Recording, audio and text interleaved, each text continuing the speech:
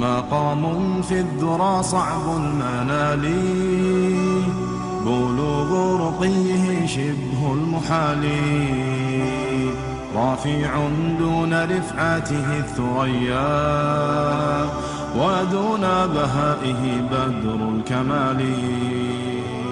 مقام في الذرى صعب المنال، بلوغ رقيه شبه المحال، رافع دون رفعته الثريا، ودون بهائه بدر الكمال.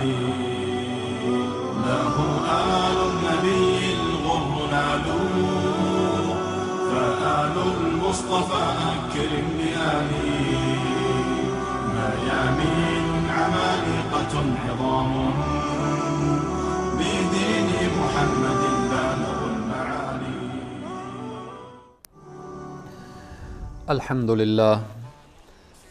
الحمد لله رب العالمين، والصلاة والسلام على رسوله محمد وعلى آله وأصحابه ومن تبعهم بإحسان إلى يوم الدين.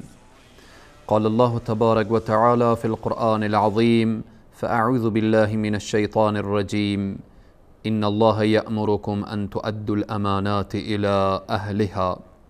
صدق الله العظيم.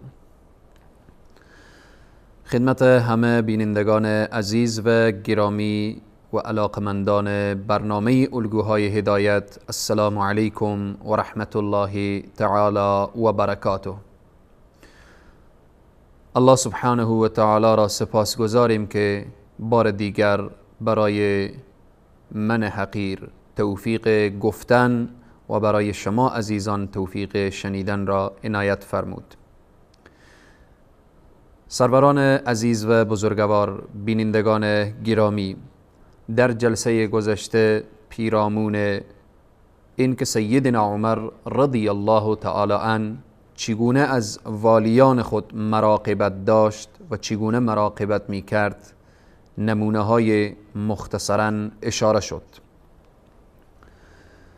مراقبت سیدنا عمر از والیان، اشاره داشتیم به این که عبدالرحمن ابن عمر رضی الله عنه، یعنی فرزند فاروق اعظم، وقتی جرم را ندانسته مرتکب می شود و عمرو بن عاص می خواهد که مخفیانه حد را بر او جاری کنه، سیدنا عمر واقف می شود و از عمرو بن عاص پرسان می کند.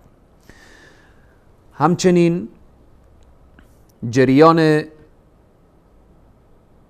آن جوان مصری یا او کسی که به همراه فرزند والی مصر در اسب سواری و یا اسب دوانی مسابقه داره، وقتی از طرف فرزند والی مصر که عمرو بن عاص هست وقتی مورد ضرب و شتم قرار میگیره، او مصری قبطی میایه شکایت خود را به سیدنا عمر میکنه و سیدنا عمر به مشکلاتش رسیدگی میکنن و والی مصر را تهدید میکنن.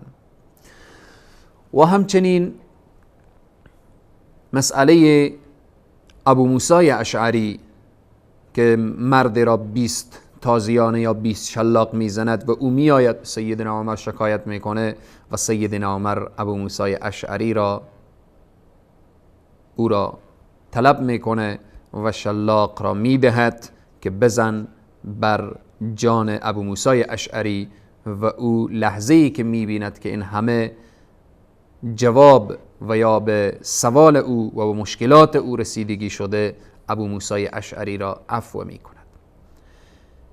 یعنی به طور خلاصه و فشرده در جلسه گذشته بیان شد مراقبت سیدنا عمر از والیان. همچنین ادامه همان بحث مراقبت، بحث کنترل به اصطلاح بگوییم که سیدنا عمر نسبت به والیان خود داشت و اونها را همیشه در زیر نظر داشت که چه کار میکنن و با رعیت خود چگونه روش دارن و چگونه برخورد دارن. شکایت اهل حمص علیه سعید ابن عامر که در آنجا والی بود. هنگامی که سیدنا عمر رضی الله تعالی عنه به هم سفر میکنن، از مردم پرسان میکنن درباره سعید ابن عامر که چگونه برخورد با شما داره. مردم از سعید ابن عامر شکایت میکنن. شکایاتشان چیست؟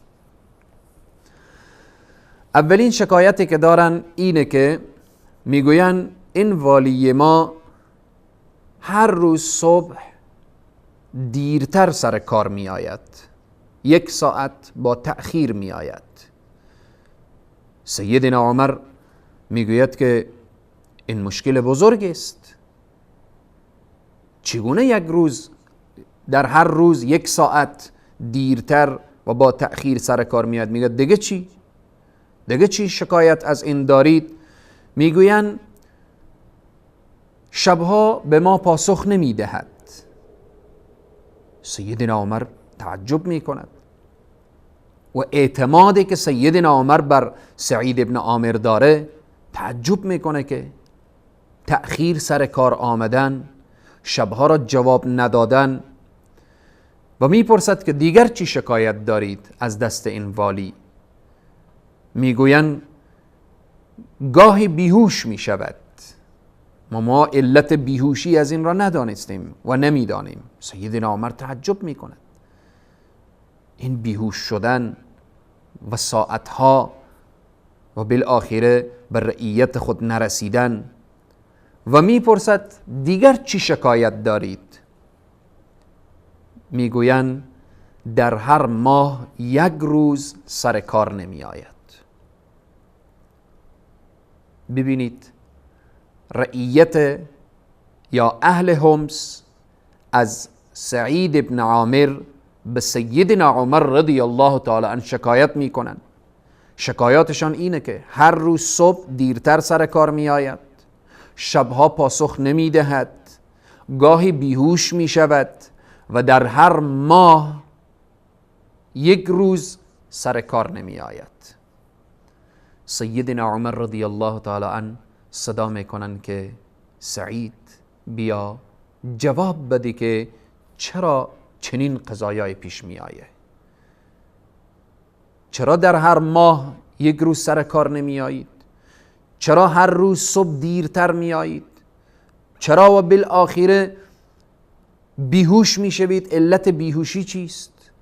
همه اینها. چرا شبها پاسخ نمی دهید؟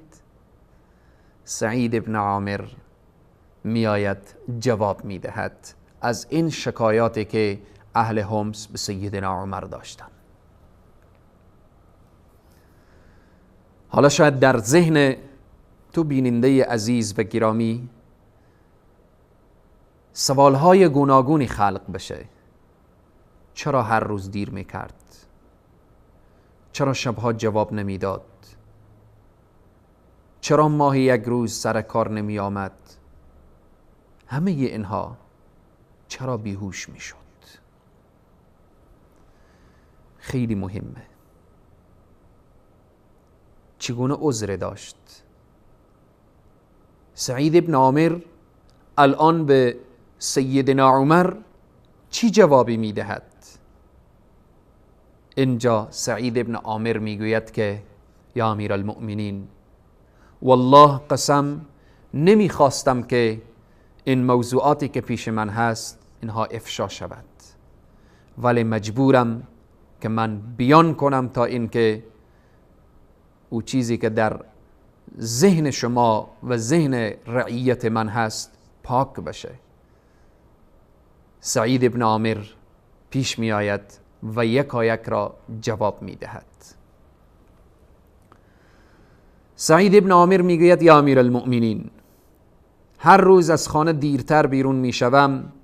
من در خانه خدمه ندارم. در خانه همسر من مریض هست. من وقتی از خانه بیرون می شوم من خمیر می کنم و او خمیر را نان می پزم و نان را آماده می کنم برای همسر و برای فامیل و خانواده خود و بعد از خانه بیرون می شوم. والی هست، یک منطقه بزرگ زیر اثرش هست، ولی خدمه ندارد، خودش خدمت خانه خود را می کند. سیدنا سعید ابن عامر میگوید یا امیر المؤمنین، یا امیر المؤمنین، شبها که من پاسخ اینها را نمیدهم و جواب نمیدهم این است. چیست؟ میگوید روز بر بندگان خدا وقت خود را گذاشتم و مصروف و مشغول بندگان خدا هستم. شب را که جواب نمیدهم او را اختصاص دادم با رب اینها، او را اختصاص دادم به پروردگار عالم، اختصاص دادم با رب خود و شبها را با راز و نیاز با پروردگار عالم می پردازم. شبها را به تلاوت و به تهجد و به دعا و به نیایش سپری می کنم. یا امیر المؤمنین، من شب را اختصاص به الله سبحانه و تعالی دادم و روز را اختصاص به بندگان الله سبحانه و تعالی. به این که یا امیر المؤمنین من بیهوش می شوم بعضی روزها، علت بیهوشی من این هست که هنگامی که مشرکین خبیب را به دار می زدن من در اونجا ایستاده بودم. هنگامی که گوشت بدن خبیب را قطع می کردن مشرکین من در آنجا ایستاده بودم و نگاه می کردم و هنوز مسلمان نشده بودم. هنگامی که شهادت خبیب و قطع شدن بدن خبیب به یادم می آید که من چرا برای این کار انجام ندادم به خاطر نجاتش، آنقدر سرم فشار می آید که بیهوش می شوم. و این که ماهی یک روز من سر کار نمی آیم، یا امیر المؤمنین من یک دست لباس دارم. الله اکبر، الله اکبر. این سعید ابن عامر هست، این والی از والیان سیدنا عمر هست، این از تربیت یافتگان مکتب قرآن و اسلام هست. یا امیر المؤمنین من یک دست لباس دارم، یک لباس دارم. ماهی یک مرتبه من او را وقتی که شستشو می دهم و او را می شویم دیگر چیزی نیست که بپوشم و سر کار بیایم. او را می مانم تا اینکه خشک بشه و بعداً او را می پوشم و سر کار می آیم. سیدنا عمر رضی الله تعالی عنه هنگامی که این حرفهای سعید ابن عامر را می شنود چی می گوید؟ سیدنا عمر می گوید سپاس او ذاتی که و شکر آن خدایی که من را در مورد او سپاس از او ذاتی که برای من چنین دلی داده که من در مورد او اشتباه فکر نمی کردم. سیدنا عمر میگه هنگامی که اهل حمص گفتن ما شکایت داریم از سعید ابن عامر، حضرت عمر میگوید که سعید چنین شخصی نیست که در مقابل رعیت خود غفلت کنه. به آن هنگام سیدنا عمر 1000 دینار برمی دارد و میگوید سعید این از آن تو و این را مصرف شخصی خود بگردان. سعید ابن عامر میگه یا امیر المؤمنین من ضرورت ندارم، نمیخوام با این دنیا آلوده بشم. و به هر حال سیدنا عمر 1000 دینار را برای سعید ابن عامر میدهد که این را مصرف شخصی خود کن. سعید ابن عامر 1000 دینار را بر میدارد و در بین فقرا و مستضعفین توزیع می کند. الله اکبر، الله اکبر. این مراقبت سیدنا عمر از والیان و این زندگی والیانی که زیر دست سیدنا عمر کار میکردن و همچنین نمونه دیگری از چنین والیان و چنین مراقبتی که سیدنا عمر از والیان خود داشت و یا اینکه چرا سیدنا عمر خالد ابن ولید را عزل کرد و از کار برکنار کرد، به خاطر چی بود؟ انشاءالله پیرامون عزل خالد ابن ولید و پیرامون ارتباطات و مناسباتی که چگونه بین سیدنا عمر و بین خالد ابن ولید بود، انشاءالله بعد از یک میان برنامه پیرامون خالد ابن ولید و عزل خالد ابن ولید از کار انشاءالله بیان خواهیم شد بعد از یک میان برنامه کوتاه. لقد رضي الله عن المؤمنين إذ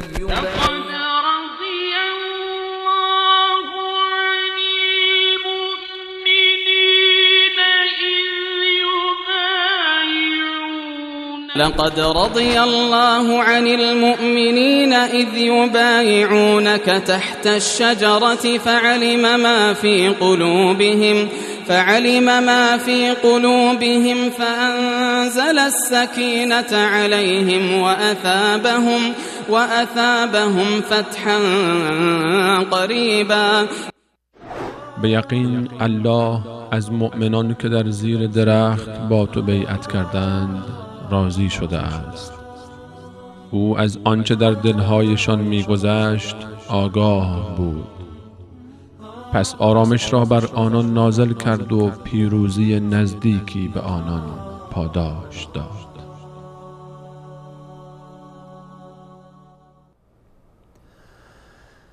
مجددا خدمت همه بینندگان عزیز و گرامی، السلام علیکم و رحمت الله و برکاته. پیرامون مراقبت سیدنا عمر و توجه سیدنا عمر نسبت به والیانش، قبل از میان برنامه شکایت اهل حمص که علیه سعید ابن عامر بود اشاره شد. قبل از این که جریان عزل خالد ابن ولید را بیان کنم، پیرامون عیاض که یکی از والیان دیگر بود یک اشاره مختصر می کنم، بعداً پیرامون عزل خالد ابن ولید از وظیفه. عیاض یکی از والیان سیدنا عمر بود. جلسه ویژه میگذاشت، جلسه خاص میگذاشت. وقتی که رعیت به او مراجعه میکردن میگفتن که عیاض در جلسه خاص هست، جلسه ویژه هست، شما انتظار بمانید. این گذاشتن جلسه خاص و جلسه ویژه خبر به سیدنا عمر رسید. سیدنا عمر چی کرد؟ هنگامی که خبر به سیدنا عمر، به فاروق اعظم رضی الله تعالی عنه رسید که عیاض یکی از والیان شما جلسه ویژه داره، جلسه خاص داره، پشت دروازه اش اشخاص دیگری در انتظار میمانن، سیدنا عمر رضی الله تعالی عنه وقتی که خبر شد عیاض خواست، گفت بیا.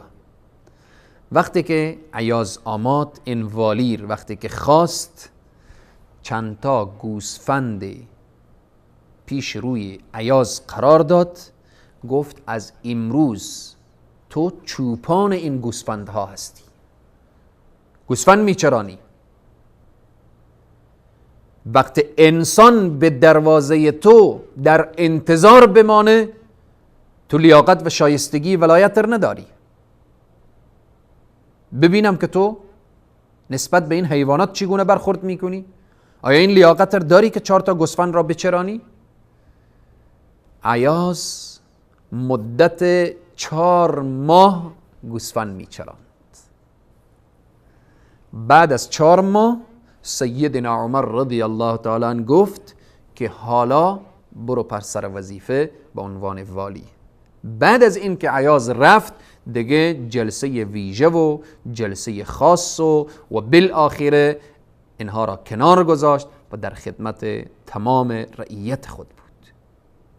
این برخورد سیدنا عمر رضی الله تعالی عنه نسبت به والیانش و نسبت به آنهایی که به عنوان مسئول بر سر امت اسلامی گماشته می شدن و تعیین می شدن و سیدنا عمر از اونها هر لحظه و هر ساعت و ثانیه و بالاخره اونها را تحت مراقبت داشت و هر لحظه پرسان می کرد.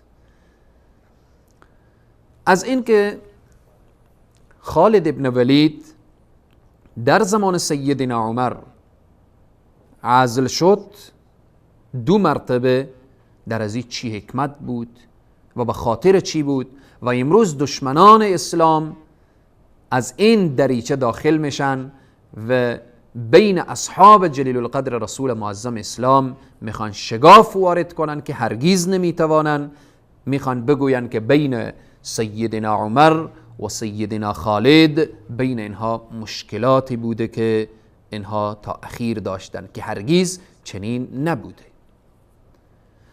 سیدنا ابوبکر صدیق رضی الله تعالی عنه روش داشتن در خلافت خود و سیدنا عمر روش داشتن. سیدنا ابوبکر صدیق وقتی که خالد ابن ولید و امثال خالد ابن ولید در جای تعیین میکردن، سیدنا ابوبکر صدیق عادت اینا این بود که از مسائل کلی برای من خبر بدهید و در مسائل جزئی خود شما میتوانید تصمیم بگیرید. سیدنا عمر رضی الله تعالی عنه حتی به سیدنا ابوبکر صدیق مشوره میدادند که شما مسائل کلی و جزئی خود شما تصمیم بگیرید. سیدنا ابوبکر صدیق عادت اینا چنین بود و برخورد اینا نسبت به والیانشان و نسبت به مسئولینی که زیر دستشان بود چنین بود. اما برخورد سیدنا عمر این بود که باید مسئولین زیر دست سیدنا عمر مسائل جزئی و کلی باید با سیدنا عمر مشوره کنند، که از آن جمله هنگامی که سیدنا عمر به عنوان خلیفه مسلمین تعیین میشن، وقتی که فرمان میدن برای والیان خود، برای فرماندهان و برای بالاخره اونهایی که سپاه و لشکر هست که تمام مسائل جزئی و کلی برای من ارسال کنید و بفرستید و بعدا من آنچه که تصمیم بگیرم تصمیم میگیرم. خالد ابن ولید برای سیدنا عمر در مرحله اول در سال 13 هجری خالد ابن ولید نامه نوشت برای سیدنا عمر که امیر المؤمنین، من در مسائل کلی شما را به جریان میگذارم و در مسائلی که جزئی هست و میتوانم نسبت به اونها تصمیم بگیرم خودم تصمیم میگیرم.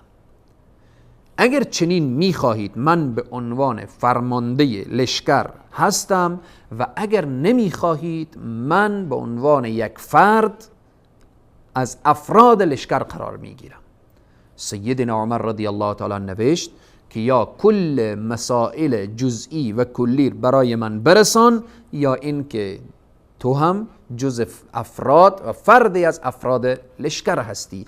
و سیدنا خالد ابن ولید وقتی این حرف را شنید آمد به عنوان یک اسکر، به عنوان یک سرباز، به عنوان یک فرد در زیر دست ابو عبیده کار میکرد و عنوان یک سرباز جانفدای راه حق چندین سال تلاش کرد و شمشیر زد و بالاخره با همان نیت خالصانه و مخلصانه که داشت در همورا ثابت قدم بود.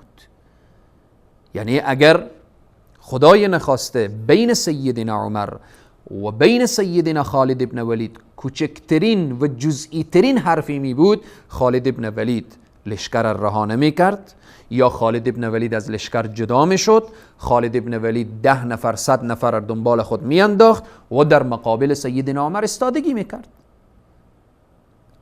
عکس بر علاوه که استادگی نکرد، بر علاوه که حرف پایین و بالای نگفت، میایه از فرماندگی یعنی از وزارت دفاع وزیر دفاع بود، کل ارتش زیر دست خالد ابن ولید تسلیم میکنه به ابو عبیده و میایه زیر دست ابو عبیده به عنوان یک فرد و به عنوان یک سرباز راه حق همان جانفدایی و جاننثاری که در وقت فرماندگی خود داشت، بلکه بیشتر و بیشترتر کار میکنه و زیر دست ابو عبیده قرار میگیره، تا اینکه بار دیگر به عنوان فرماندار و به عنوان فرمانده کل تعیین میشه. این مرحله بار دیگر سیدنا عمر دستور میده که خالد ابن ولید عزل باشه، کنار بره. این به خاطر چی بود؟ مرحله اول درخواست خود سیدنا خالد ابن ولید که یا مسائل جزئی خودم انجام میدهم، نمیتوانم هر لحظه، چون این فکر خالد ابن ولید بود.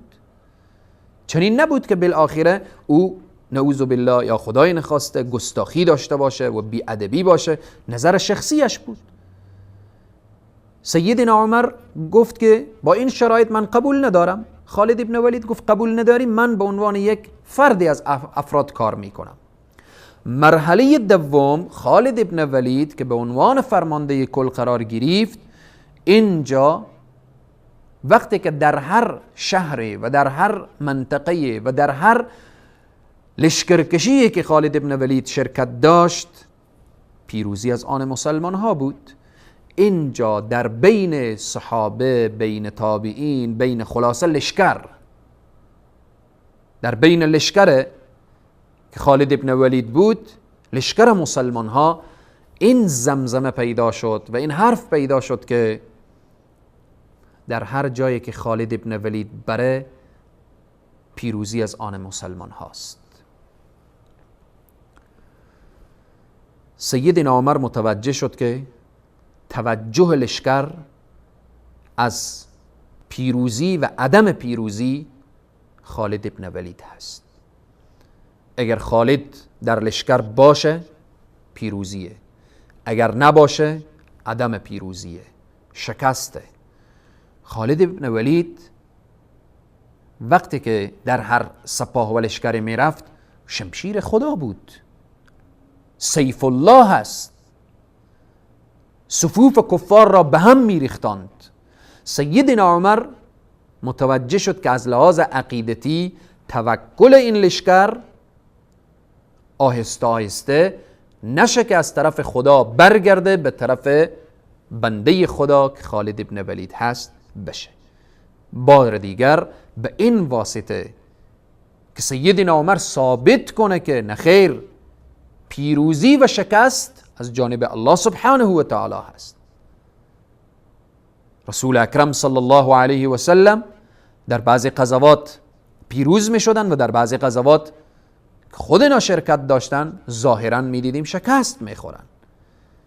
پس بناهن لشکر و سپاه باید عقیده صاف، عقیده سالم و توجهشان و توکلشان کاملا به پروردگار عالم باشه، نه به خالد ابن ولید و به امثال خالد ابن ولید و به این و اون.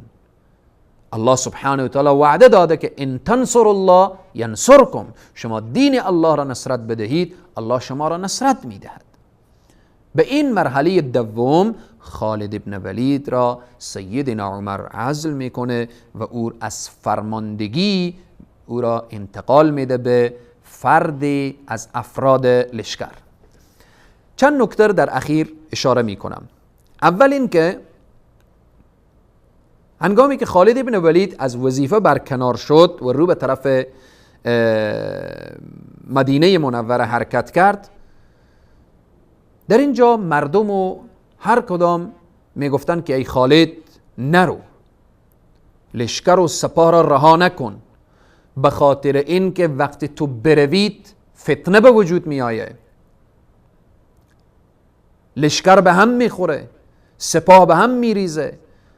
بالاخره از این حرف ها خالد ابن ولید چی میگوید؟ خیلی مهمه. اگر در وجود خالد ابن ولید علیه سیدنا عمر ذره کینه یا بغض یا عداوت می بود، وقت و فرصتش بود که مردم علیه امیرالمؤمنین می شوراند، حرکت می داد، شورش می کرد، مردم بیشتر انگیزه می داد که بله من بروم فتنه به وجود می آید. نه خیر، خالد ابن ولید می گوید که برای مردم میگه چنین نیست. متوجه باشید که تا زمانی که امیر المؤمنین عمر ابن الخطاب زنده باشه و حیات داشته باشه هیچ فتنه‌ای به وجود نمی آید، چون عمر هست که دروازه را محکم داره و اجازه نمی دهد. این دروازه است که فتنه قطعا و ابدا داخل شده نمیتونه. هر زمان عمر از دنیا رفت این دروازه می شکند و فتنه داخل میشه. تا عمر زنده باشه شما مطمئن باشید که هیچ فتنه بروز نمیکنه و هیچ فتنه به وجود نمی آید. و همچنین خالد ابن ولید لحظاتی که مرگ و فوت خالد ابن ولید نزدیک میشه، خالد ابن ولید چی میگوید؟ میگوید در تمام اموری که عمر ابن الخطاب با من رفتار نمود خدا را مد نظر داشت. این سخن خالد ابن ولید هست. رفتار سیدنا عمر نسبت به من همه رضایت الله را مد نظر داشت، همیشه خدا را مد نظر داشت و همیشه کارهایش اگر مرا برکنار کرد، اگر مرا سر کار آورد و بالاخره همه اینها الله را مد نظر داشت.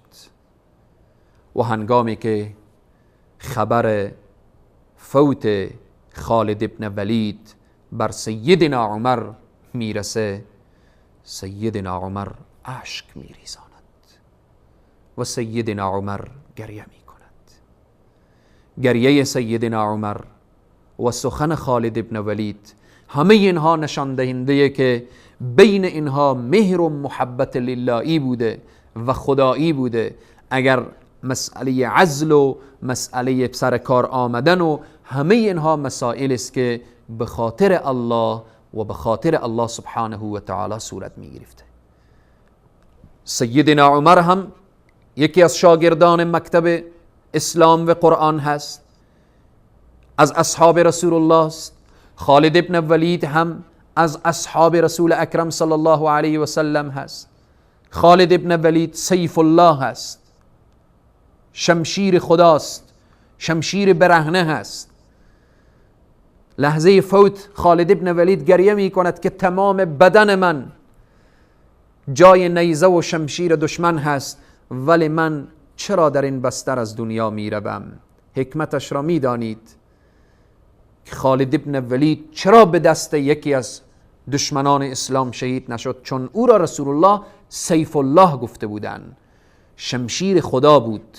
شمشیر خدا را کسی نمیتواند بشکند، کسی نمیتواند او را نیم کند و از بین ببرد.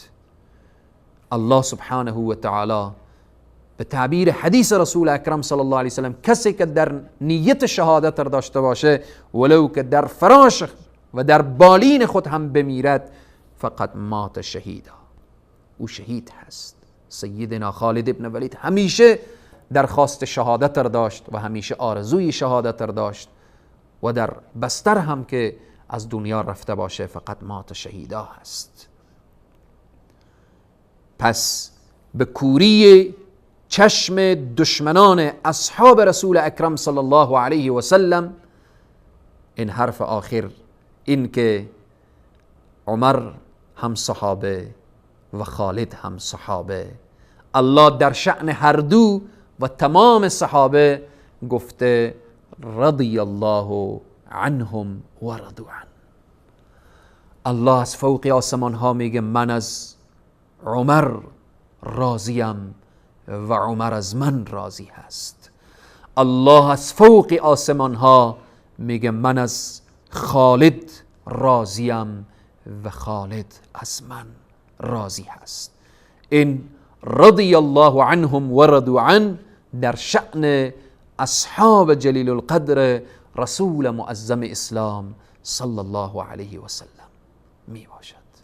پروردگار عالم روح خالد ابن ولید و سایر صحابه و خصوصا فاروق اعظم را شاد داشته باشه. ان شاء الله در جلسه بعدی پیرامون روزهای پایانی سیدنا عمر که چگونه روزهای و آهسته آهسته نزدیک میشه بحث ما به شهادت فاروق اعظم رضی الله عنه. تا برنامه بعد شما را به خداوند کریم و رحیم می سپارم. و السلام علیکم و رحمت الله تعالی و برکاته. مقام في الذرى صعب المنال، بلوغ رقيه شبه المحال، رافع دون رفعته الثريا، ودون بهائه بدر الكمال. مقام في الذرى صعب المنال، بلوغ رقيه شبه المحال، رفيع دون رفعته الثريا، ودون بهائه بدر الكمال. له آل النبي الغر نالوا، فآل المصطفى أكرم بآله.